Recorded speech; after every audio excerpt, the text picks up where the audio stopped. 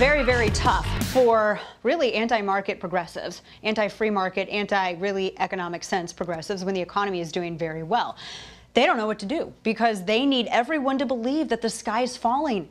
And that's really hard to pull off when you have low unemployment across every demo, when paychecks are growing, benefits are increasing, when you have, according to, I think it was the Department of Labor, more jobs than people to fill them. Bill Maher was pretty upfront and honest about this on Friday. Watch. Can I ask about the economy? Because this economy is going pretty well. We have to, what? Why is that funny? It is going well for now. For now, right. That's my, thank you. That's my question.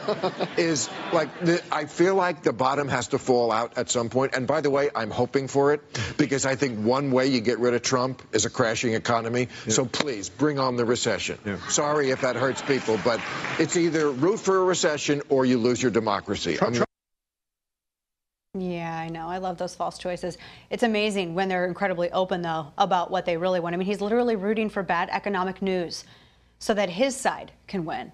This is cult-like devotion to progressivism. Of course, he won't feel the sting because he's rich. But what about all of those regular, average Americans, by the way, that he needs to vote a Democrat into office?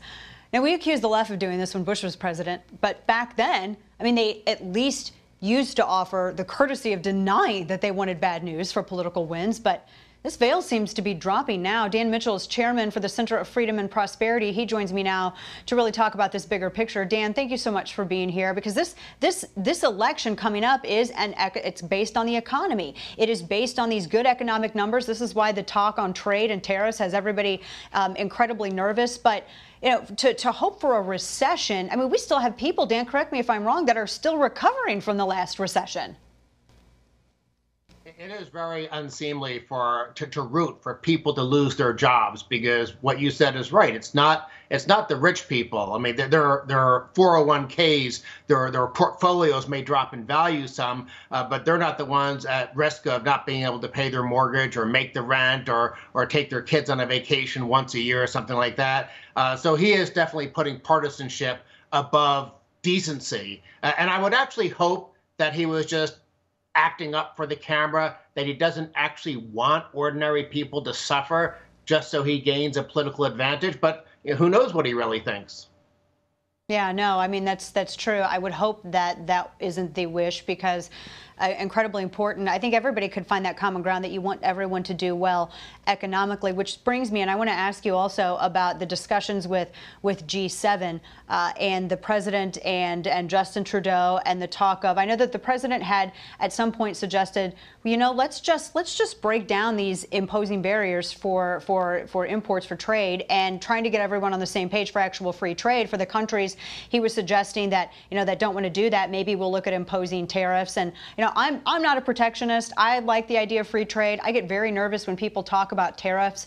But the way that, and I think everyone was expecting the worst when he went to go and present these arguments. But when I heard some of the arguments that were presented, and maybe it was an Overton window sort of strategy, it kind of, it made a little sense. And I'm just hoping that everyone can maybe get on that page of really lowering those barriers. What did you make of it, and what effect do you think that's going to have on actually coming together on some sort of agreement? I'm not terribly confident that Trump does understand the trade issue correctly, because for him to say he wants to get rid of all tariffs, which of course I like that idea of lowering trade taxes around the world, and it would benefit American exports and also benefit American consumers. But on the other hand, he says things that suggest he thinks a trade deficit means you're losing. Well, the flip side of a trade deficit is a capital surplus. And I think it's actually an endorsement of the underlying strength of the American economy that sometimes foreigners want to invest their dollars in America rather than buy products that are made in America.